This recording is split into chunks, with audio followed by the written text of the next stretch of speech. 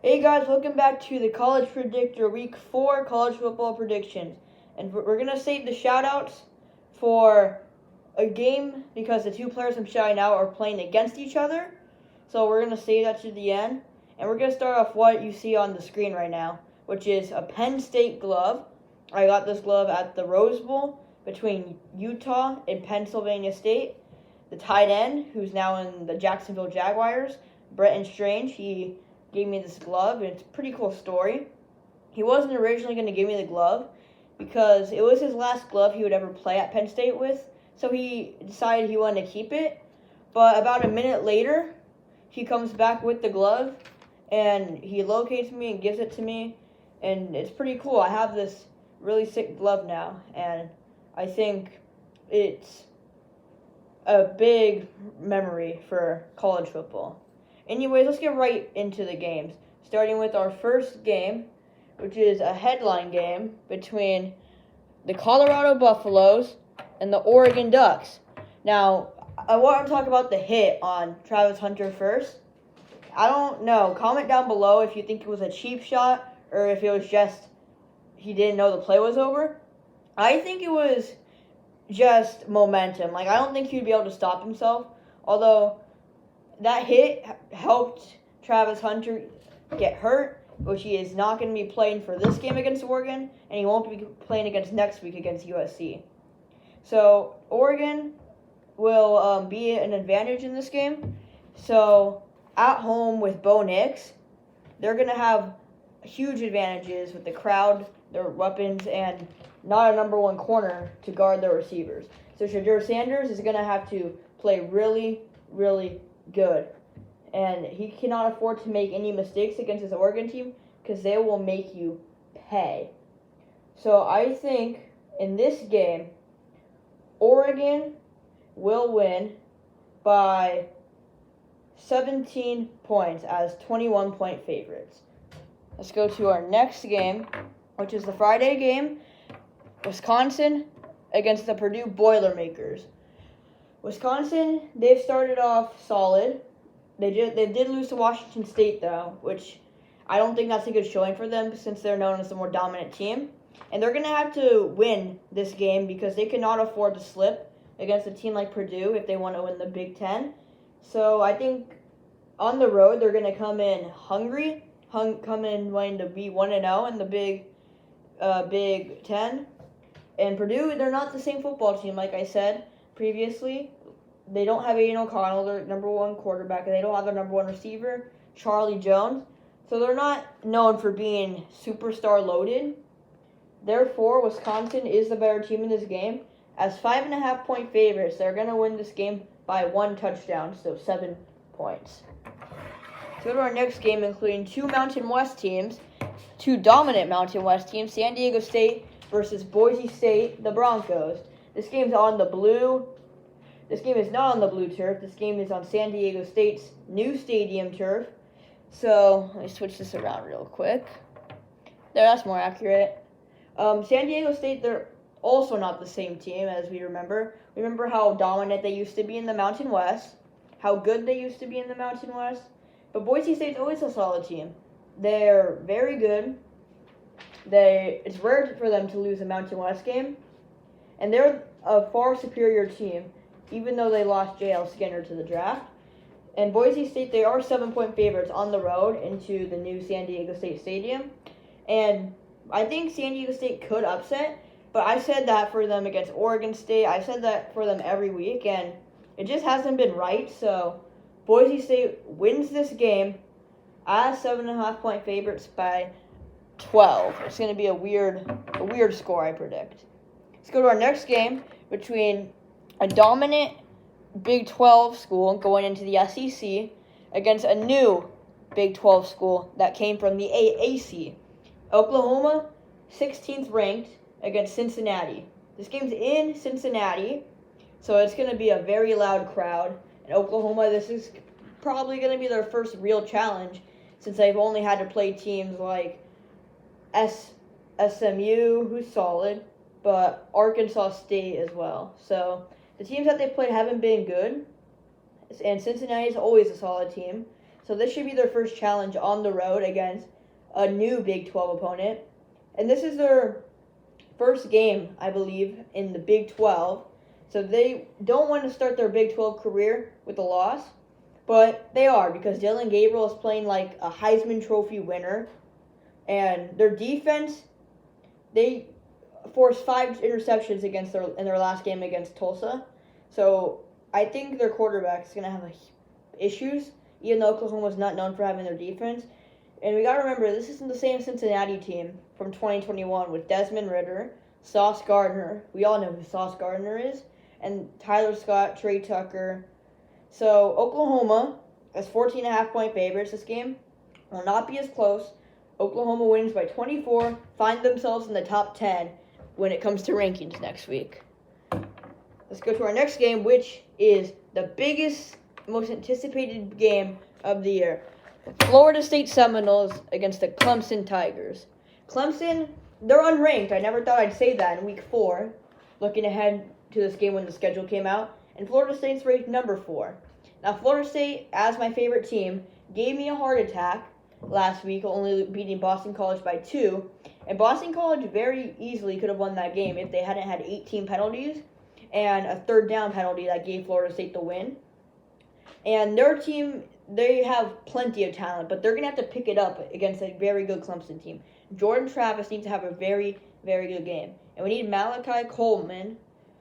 Keon Coleman, and then Johnny Wilson cannot be dropping balls like he did against the LSU Tigers in week 1. So they're going to have to perform, but I think it's going to come down to their defense and how they do against Cade Klubnik. Because if they could make him throw interceptions and punt the ball, they're going to win this game. But they need to make sure Cade Klubnik is not his A game. And that's going to come down a lot to Jared Verse, their number 1 defensive end, top 10 pick next year. If he has a good game, which I believe he will, I believe he'll record 2 sacks, then Florida State should win this game as 2.5-point favorites. However, it's in Death Valley, and we know how tough of a place that is. But it's a day game, so it's not going to be a rowdy atmosphere as if it's a night game. So Florida State, 2.5-point favorites, win this game by 4 points. Let's go, Seminoles. Our next game is between a surprising team, Army, and another surprising team who somehow finds a way to be good, Syracuse. Syracuse, they need Garrett Schrader to perform against Army because he is the piece that is needed for Syracuse. Without him, Syracuse is the old Syracuse when they're going 0-12, 3-9. But this is a new Syracuse team. Last year, they started 5-0, almost beat Clemson. But after that, it went downhill. So, based off the trends that we've seen, Syracuse cannot afford to lose an easy game, seeing their schedule, and they have to still play Clemson, Florida State, all those tough teams. And when I say they can't slip to a mediocre team like Army, Army's not that bad. They're actually a really good team. They upset UTSA last week, and they're going to come in hungry. But like I said, this is going to be a lot of options for Army, a lot of read options, a lot of speed options, a lot of running with the quarterback. And I think Syracuse, if they watch Army, you're going to catch on to that really easily. So they're going to be ready, and they're going to win this game as 13.5-point favorites by 10. So Army will fight. All right, let's go to our next game, which is between a team that we wouldn't think, based off last year, would be 3-0 at this point, but they are. Auburn against Texas A&M, who slipped up to Miami last week. Now, A&M was the question last year. All the hype lived up with all their talented players, and then they go out and don't even make a bowl game. Same with Auburn. Both of these teams were really overhyped last year, and yet they both finished with 5 wins. So we'll call this game the Battle of the Disappointments. But Auburn, not so much disappointing this year with 3 wins already, but this is their first SEC game, and we all know SEC football is dominant. So they're going to have their hands full on the road in Texas A&M College Station that place is going to be crowded, as if it's one of the most packed stadiums, highest capacity. It's in the 100K club, so Auburn's going to have problems. But they've played here plenty of times, so I don't think they're going to be overwhelmed by the smoke coming from A&M. And A&M, after what I saw what happened to Miami, I'm picking an upset here. I think Auburn, on the road, as 7.5-point underdogs, is going to win this game by 6 points. I think Auburn is going to shock the world, even losing their key defensive players to the draft, such as Owen Popo, Derek Hall, and Colby Wooden. So I think Auburn's defense steps up and wins this game for the Tigers. Let's go to our next game. Another new Big 12 opponent, SMU against TCU. The battle of the three letters. TCU, they lost to Colorado, and then I thought after that they were frauds. I didn't really give them another chance, and they proved me wrong as I picked Houston last week. But I think TCU is still talented. I mean, they have an offensive lineman that weighs 455 pounds, so their O-line is going to be fine. And SMU, they don't got Tanner Mordecai no more. He's on the Wisconsin Badgers, hoping to lead them to a win against Purdue. So SMU, they also lost Rashee Rice, who's expected to do some stuff as a rookie for the Kansas City Chiefs, especially since Mahomes has no wide receivers whatsoever. And TCU, they're a young team. When I say young, I mean not old, since all of their players that were superstars last year, including Max Duggan, Quinn Johnson, Trevius Thomas-Hodges, D. Winters, they're all in the NFL now, and they were all seniors. So TCU, not the same team, but they are at home. And Big 12, Power 5 conferences at home, that could be tough to play in. So TCU has 6.5-point favorites. I'm going to say win this game. We'll go by 9. We'll go by 9 points. They're going to win in a close, but they're going to pull away at the end. Our next game is two ranked Pac-12 teams. The 22nd ranked UCLA against the Utah Utes, ranked 11th. Utah, they're a talented team, and their backup quarterback has been doing very, very solid. And this is going to be his first test, however. He needs to show up against UCLA. We saw him show up against Florida, but can he do it against the Pac-12, as we know, is the Conference of Champions, more of the Conference of Traitors. All their teams are leaving. So I think Utah's going to come out firing at home, especially since UCLA, they don't have their key players anymore. They don't have Zach Charbonnet. They don't have Dorian Thompson-Robinson. They still have Live2, who I think is going to have a big game against Utah, especially since they don't have Jane Daniels, their number one defensive tackle, or offensive guard, who went to the draft last year. So Utah has some question marks on offense, but they're a better team than UCLA. They're at home. They're favorites, 4.5-point favorites, and I don't think they could afford to lose this game since they still have to play Oregon, Washington, and USC. And I don't think they are going to lose this game. Utah, 4.5-point favorites, win by 7, by 1 touchdown. All right, our next game is another big one in the SEC between Ole Miss and the Alabama Crimson Tide. Now, Alabama, I'm starting to feel worried for them. I mean, they beat South Florida by 14 points, and their quarterbacks looked terrible. We saw what Jalen Monroe did against Texas in their one loss so far. He didn't play good. We saw Tyler Butcher. He did not play good against South Florida, so you cannot expect him to be your starter against an Ole Miss team. They're going to have quarterback questions, and Ole Miss definitely doesn't. Jackson Dart has been not only a passing machine, but a rushing machine. He's been racking up yards after yards after yards, and he's been doing really good through the air after losing his two starting receivers into the draft last year in Jonathan Mingo, and I believe Malik Heath. I think he went undrafted, but he's not on the team anymore. But Ole Miss is on the road in this game, and Bama, the fans need to do something to help them because they're 13th ranked, and Alabama, that's horrible for them because they're expecting to be number 1, 2, or 3 every single year, every single week, consistently.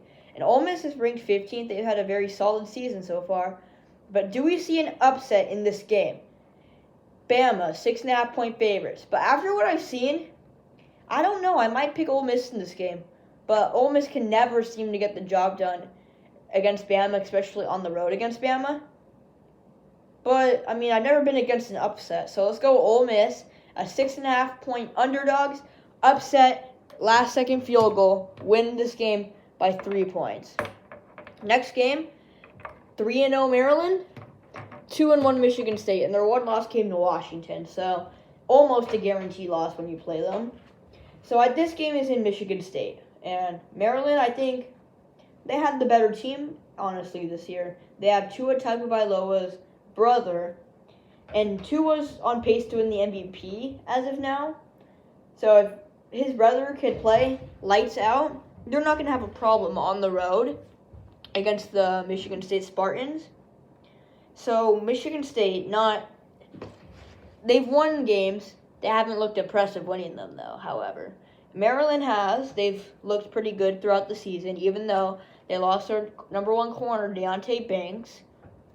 So I think Maryland, in this game as 7.5-point favorites on the road, they're going to win this game by 14 points.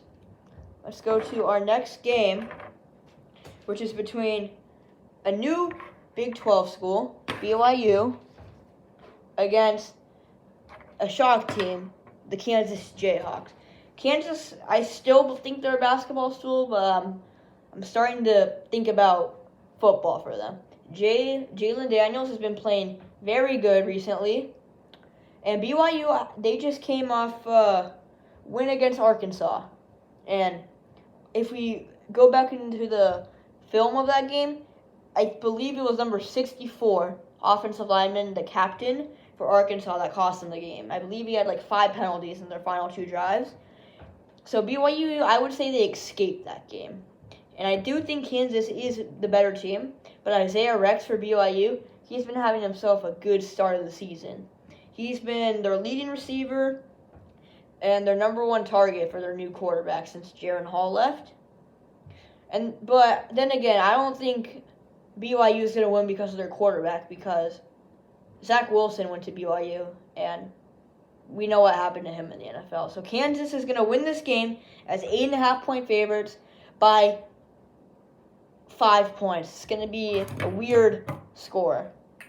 Let's go to our next game, which is between Iowa and whiteout, night game, Penn State. Penn State is ranked 7 in the nation now, and Iowa's ranked 24th. Cade McNamara, if he can play good, he will hopefully give them a chance against the whiteout. But if there's a team that could win in the whiteout, that team could win the NFL. I don't think the Eagles could win the whiteout. I don't think the Chiefs could win the whiteout. I don't think the Bengals could win the whiteout. The whiteout is the toughest atmosphere to play in, the best atmosphere to play in if you're the home team. And it is the loudest, coolest atmosphere tradition in college football. And Penn State's going to use that as energy, use that as drive. As 15-point favorites, they're going to win this game by 14. And Drew Aller has a really, very good game. Let's go to our next game between the Oregon State Beavers and DJ Uiagalelei against Cameron Ward and the Washington State Cougars. This game's in Washington State, but they're not known for having the best atmosphere in the Pac-12, however. Although this is their second test, they got past Utah, but can they get past a Pac-12 opponent, specifically the number 14 team in the nation? And Washington State, they're ranked. That's new for them. And at home, they're only 3-point underdogs. Washington State's been a very good football team so far, and so is Oregon State. I expect this game to be a shootout, and I expect Oregon State, as 3-point favorites, to come out with the win by exactly 3. So this game, according to game lines, will end as a draw. Let's go to our next game between Mississippi State and South Carolina. South Carolina just came off a 10-point loss against Georgia, and they were in that game for a long time. But in their second half, they threw 2 picks, turnover on downs, 1 turnover on down, and 3 punts. Never, ever do that against an SEC opponent because they will make you pay, which is exactly what Georgia did. And Mississippi State will definitely do that if they have the chance. So Spencer Rattler is going to have to be clean this game. He's going to have to find Juice Wells a lot in this game. And they cannot afford to slip up this game because they still have to play bigger opponents in the following weeks. And I'm not saying Mississippi State's not a tough opponent, but if you can't win against Mississippi State, you can't expect to win against teams like Florida. And Will Rogers is going to want to beat them, but it's in Carolina, so they have a very loud atmosphere, one of the top atmospheres. So South Carolina, as 6.5-point favorites, they're going to get upset by Mississippi State, as Mississippi State will win by 4. Let's go to our next game, which is between the Roadrunners, beep beep, of UTSA against the Volunteers of Tennessee. Tennessee, I don't know what to think about them after their game against Florida. They didn't play good, just like their scoreboard wasn't good for them. They didn't play good on defense. They weren't clean on offense. They're going to have to pick it up. And they are playing a little bit of a weaker opponent in UTSA, who just came off a loss to Army. But I think still, UTSA, they're going to make Tennessee work. They're going to work them all game because UTSA is a team that never gives up. They always put in effort. So Joe Milton has to be ready for pressure. He has to be ready for good coverage, and he has to be ready for big plays because that's what it's going to take to win this game against UTSA. And I still think they will. Tennessee, they are 21-point favorites. They're going to win this game by 24. So I know I'm hyping it up, but it's not going to live up to the hype. Let's go to our next game between the North Carolina Tar Heels and the Pitt Panthers, who just came off a loss to the West Virginia Mountaineers by 11 points. If only they could score one more point, then it would make my prediction for the backyard brawl perfect. And now I have a little bit of beef with Pitt, so I'm going to go with North Carolina for this game, for who I'm rooting for and who I think is going to win. And that's not just me being biased. Drake May is going to have a great game, and he's going to lead his team as 7.5-point favorites to a win by 10 on the road in Acrisure Stadium. Now we go to another big SEC game. Arkansas, who just came off a loss against BYU, and the LSU Tigers, who we know most likely blew their playoff hopes losing to the Seminoles. But like I said earlier, I'm a Florida State fan, so LSU needs to do good so people don't think Florida State beat a lame SEC team. But LSU still has talent. Malik Neighbors has been looking better recently, and so has Jaden Daniels. So I think LSU at home in Baton Rouge, the other Death Valley, it's going to be loud and hard for Arkansas. And their team is not good enough to beat LSU, especially if they're going to do all those holding, false start, illegal man downfield penalties. You can't afford that. And Raheem Sanders, Rocket Sanders, has been hurt and has not been getting many touches. So they're not going to get the production they want from their number one running back. So they're not going to be able to compete as much as they'd like in this game. So KJ Jefferson, if he has to be perfect, or they're going to lose this game. Arkansas, 17.5-point underdogs. LSU is going to be too much for them. LSU wins this game by 20. Couple games left. We'll go to some interesting teams. The UCF Knights and the Kansas State Wildcats. Both these teams are very solid in football. K-State, they lost their number one running back, Deuce Vaughn. And UCF, they're a good team. Like, they're like a Maryland, or they're more like a Cincinnati. Good team. No future NFL superstars like standouts. But now there's Kansas State. So these teams are very good, but they are not very great.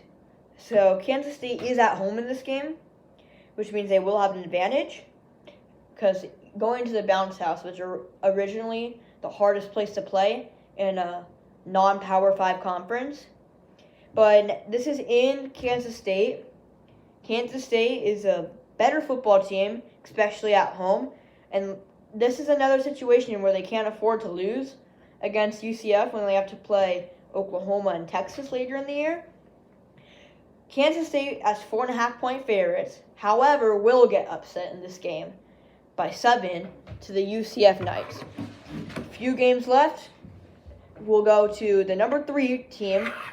The old Texas is back against the Baylor Bears, who almost beat Utah. They converted on a Hail Mary within the 20-yard line. They could not finish. So that kind of hyped them up, but also brought them down. And Texas, they've had no downs this year. They've had absolutely nothing in their way. Their hardest game so far has been against the Wyoming Cowboys, not the Alabama Crimson Tide. So Texas is kind of bulldozing their way through the season, even without Bijan Robinson or their backup, Roscoe Johnson. And Quinn Ewers looks like a Heisman Trophy winner in this season so far. And Xavier Worthy, he needs to look for him a lot. Or Jaheim Sanders. Both those two weapons will be ideal to Texas if they want to avoid him. And that's a tough place to play, since it is a Big 12 stadium. Pretty big one at that. And it's going to be packed against the number 3 team in the nation. And Texas is the better team in this game, even though they lost both their running backs. So Texas, as 15-point favorites, they're going to win this game by 17 on the road. And I know I said Florida State, Clemson was the biggest game, but maybe this one is, because it's win or lose. If you lose, you're not making the playoffs. If you win, you're in that hunt. Ohio State Buckeyes, Notre Dame Fighting Irish. Now, both these teams have great players, but the one to look at will be Joe Alt versus Jack Sawyer, the edge rusher, who had plenty of quarterback pressures in this last game against the number 1 offensive tackle in this year's class. So that's going to be a good matchup. And Cade McCord, the quarterback for Ohio State, step up and play really good against this tough Notre Dame team. And Audric Estan, who racked up about 175 yards in his last game, should be Ohio State's number 1 worry. Sam Hartman's going to come out firing, since he's the best quarterback Notre Dame's had since most likely Ian Book. So it's going to come down to how they protect him, since JT Realmuto and all of their good edge rushers will be pouncing at them. And by the way, we don't have any shout-outs for this week, but Audric Estan, the running back for Notre Dame, and Jack Sawyer, the edge for Ohio State, are the shout-outs. But let's get to what the most important thing is, the pick.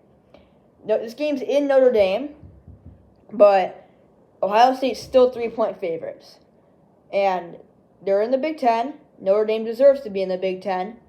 On the road, I think Ohio State, their receivers are going to be too much for Notre Dame's corners. They're going to have a hard time guarding Ekem, Egbuka, and Marvin Harrison Jr. So this game is going to go Ohio State's way. They're going to win by 3 as 3.5-point favorites. And that is the games that we'll be covering and the games to watch for Week 4 of college football. Comment down below which game do you think will be the best and what team are you anticipating the most to perform. Thank you for watching. Please subscribe if you have the time. And comment who your favorite college team is. See you later.